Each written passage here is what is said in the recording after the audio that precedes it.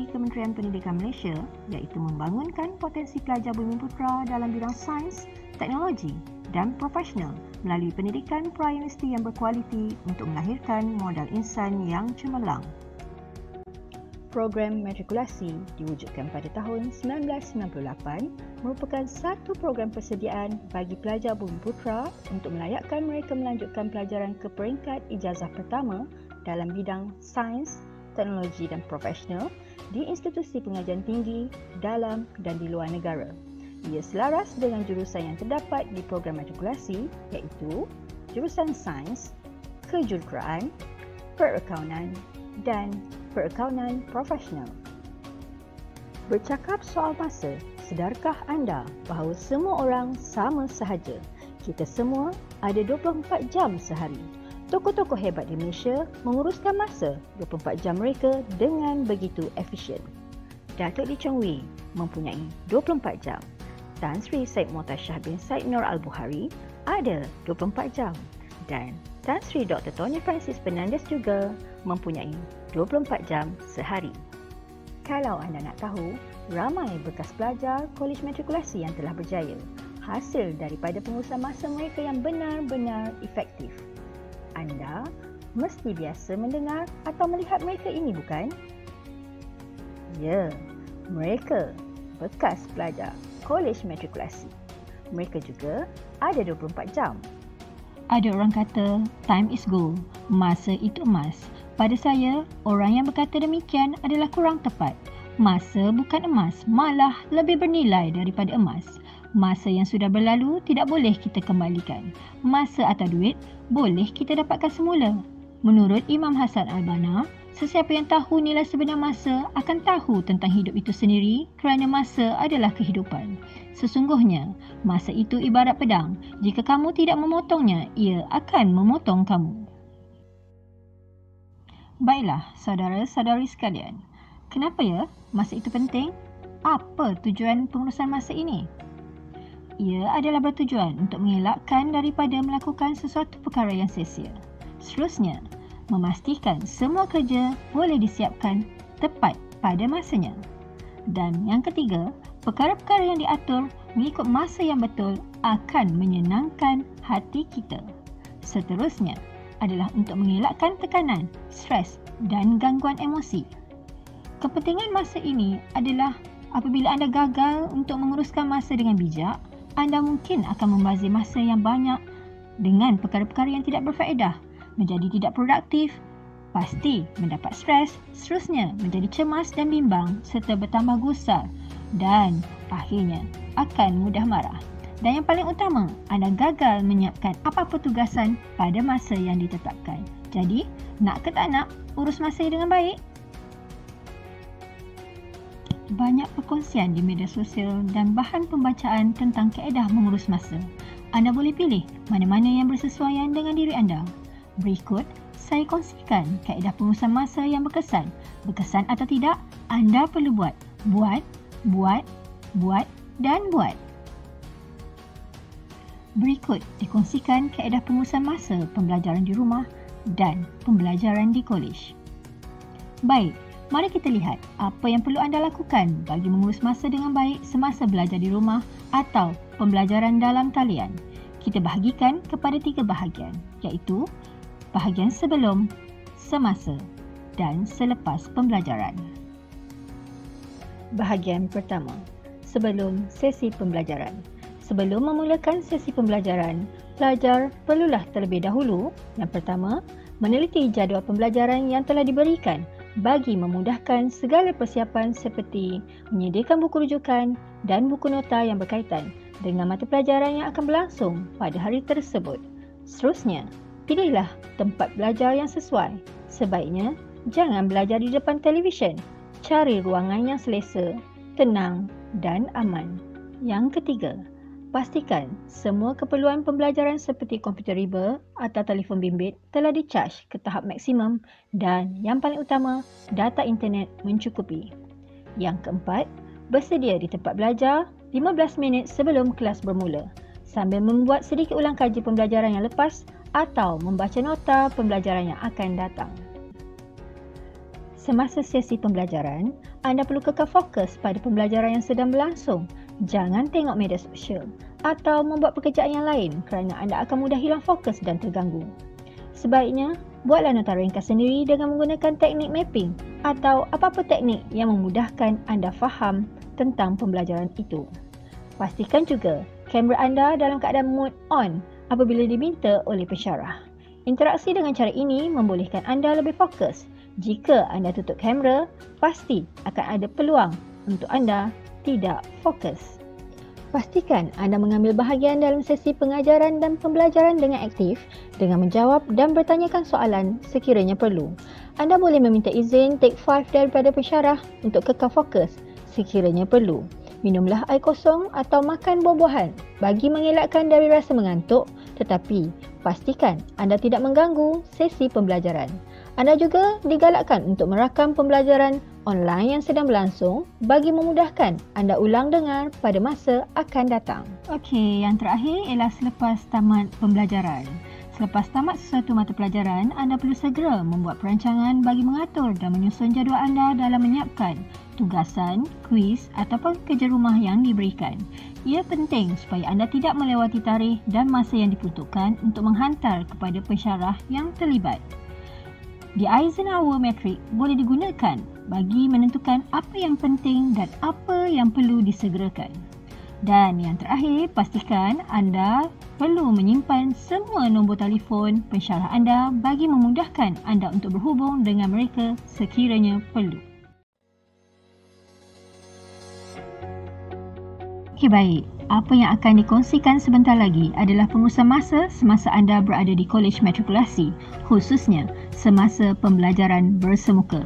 Seandainya anda kembali ke kolej kelak, kemungkinan anda akan belajar secara bersemuka ataupun secara hybrid atau dalam talian. Tidak mengapa, jangan panik, jangan risau. Anda hanya perlu cakna dan peka terhadap arahan pengurusan kolej dari semasa ke semasa. Okey, mari saya kongsikan pula jadual PDP kolej. Nah, anda perlu belajar di kolej mulai jam 8 pagi hingga 4 petang. Tidak sama dengan di sekolah dahulu. Jangan risau, bukanlah anda belajar secara terus-menerus. Ada waktu senggang di antaranya. Apapun, rujuk jadual masing-masing.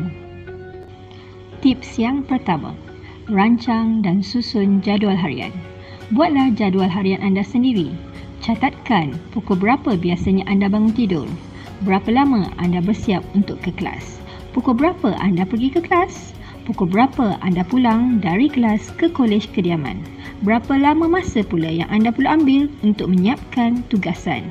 Daripada jadual di atas, anda boleh menentukan berapa banyak masa lapang yang anda ada dan anda boleh menyusun jadual supaya semua aktiviti dapat disempurnakan pada hari yang sama.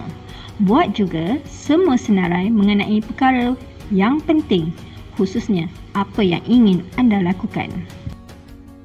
Berikut merupakan contoh jadual harian. Merancang jadual aktiviti harian adalah penting. Anda boleh mulakan hari anda dengan melakukan kerja-kerja yang paling penting di awal pagi. Anda juga boleh rancang jadual anda. Contohnya, pada waktu sela masa di antara kelas ataupun selepas jam 4.30 petang, anda boleh merancang dan membuat temujanji berjumpa pensyarah bagi pertanyakan tajuk yang anda kurang faham di dalam kelas. Anda perlu senaraikan semua aktiviti yang anda jalankan dalam masa satu hari. Susun, atur aktiviti berdasarkan kepentingannya. Buatlah jadual aktiviti anda mengikut masa yang sesuai. Disiplinkan diri melakukan semua aktiviti yang telah ditetapkan. Pastikan apa yang telah dirancang di dalam jadual mesti diikuti dengan betul. Barulah berkesan. Seterusnya, teknik 15 minit lebih awal. Dalam zaman sekarang, sangat mudah untuk kita mengawal masa. Kita boleh gunakan telefon bimbit sebagai penjaga masa kita. Di dalam telefon bimbit, anda boleh setkan reminder untuk memberi peringatan kepada diri sendiri tentang jadual waktu yang tepat. Ada orang menggunakan kaedah menetapkan waktu 15 minit lebih awal dari waktu sebenarnya supaya lebih berdisiplin dan mengelakkan dari terlambat. Untuk pengetahuan anda semua, di kolej matrikulasi, anda perlu bergerak dari satu dewan kuliah ke dewan kuliah yang lain. Tak sama ya seperti mana di sekolah dahulu, cikgu yang datang kepada anda. Tetapi di program matrikulasi, anda yang perlu mencari pensyarah. Jadi, jangan biarkan pensyarah anda tertunggu-tunggu. Yang seterusnya, tentukan kepentingan, aktiviti dan masa untuk bertindak berdasarkan Eisenhower Matrix. Anda seharusnya memikirkan dan mempertimbangkan sesuatu perkara berdasarkan elemen-elemen berikut. Yang pertama, perkara yang penting dan memerlukan tindakan segera. Contohnya, tugasan yang memang penting dan anda telah menghampiri tarikh tutup bagi penghantarannya. Maka, perkara ini perlu diberi keutamaan dan anda perlu segera bertindak. Yang kedua, perkara yang penting tetapi tidak memerlukan tindakan yang segera. Contohnya, tugasan yang tidak mempunyai tarikh akhir tetapi ia tetap penting. Anda boleh memilih, menentukan dan menyusun semula tempoh pelaksanaannya. Yang ketiga, perkara yang tidak penting tetapi memerlukan tindakan segera. Perkara ini anda perlu tangguhkan, namun anda boleh agihkan tugasan tersebut kepada orang lain yang anda percaya. Manakala elemen yang terakhir, perkara yang tidak memerlukan tindakan segera dan tidak penting, maka hal ini anda perlu abaikan. Tetapkan masa. Sebagai contoh, anda ingin siapkan tugasan kimia. Anda hadkan 15 minit untuk setiap satu soalan. Hal ini menjadikannya lebih menyeronokkan kerana sudah wujud satu permainan ataupun game dengan had masa. Anda pasti bersemangat menyiapkan tugasan. Gunakan diary. Catat tarikh dan masa yang penting di dalam diary anda agar tidak terlepas pandang. Diary pecahan masa dapat membantu anda melakukan tugasan dan mencapai matlamat yang ditetapkan. Ia juga turut membantu anda untuk merancang aktiviti harian berdasarkan apa yang mesti dibereskan. Secara langsung, ia membantu anda untuk menggunakan masa yang terluang untuk menyiapkan tugasan atau aktiviti yang ingin anda lakukan. Seterusnya, tips kalender dalam talian. Ada pelbagai aplikasi dalam talian boleh digunakan atau anda boleh set reminder pada alarm telefon bimbit anda. Dengan menggunakan kalender dalam talian, anda dapat mencapainya daripada alat yang pelbagai, dapat membuat jadual tugasan, ingatan tentang kuis, peperiksaan dan lain-lain dengan mudah serta membuat nota peringatan. Baik, tips seterusnya. Jangan mudah terpedaya. Masa bergerak sangat pantas. Kadang-kadang, tanpa kita sedar, hari telah menjelang petang. Sedangkan, banyak perkara yang kita tidak lakukan. Jangan biarkan diri terpedaya dengan masa yang ada. Anda hanya membazir masa.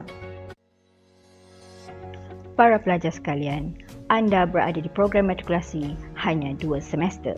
2 semester bukanlah lama. Jangan terkejut. Ada subjek yang baru sahaja belajar, dah ada kuis dan kuis ini pula diambil kira di dalam markah penilaian berterusan, seterusnya mempengaruhi markah peperiksaan akhir kalian. Penting tu, jangan lengahkan masa dengan perkara yang tidak berfaedah. Tips seterusnya, anda perlu menyimpan semua tugasan dan urusan pembelajaran agar sistematik.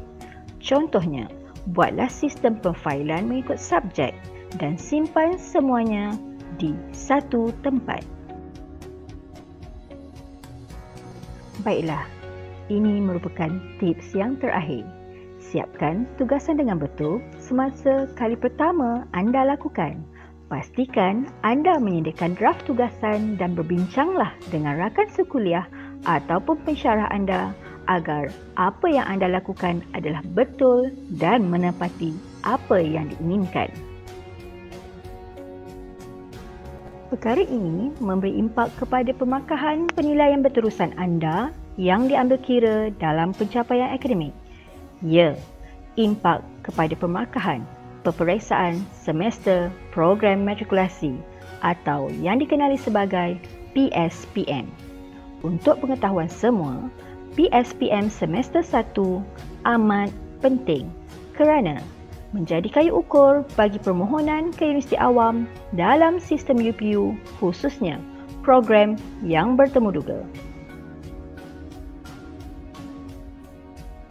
Keputusan PSPM semester 1 juga digunakan sebagai salah satu tapisan kelayakan bagi penghantaran pelajar cemerlang iaitu PPC, pelajar yang ingin melanjutkan pelajaran ke luar negara yang dinamakan sebagai Skim Latihan Tenaga Pengajar Program Matrikulasi SLTPPM.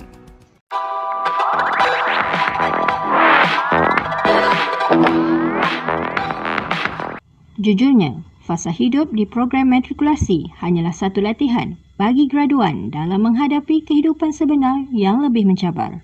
Dan jika semasa program matrikulasi anda tidak mampu mengurus masa dengan baik, bagaimana nanti apabila bekerja ataupun telah berkeluarga? Fikir-fikirkan dan bertindak untuk kebaikan diri anda.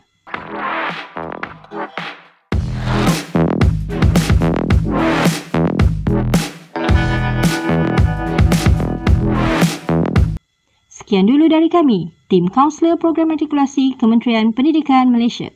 Semoga berjaya.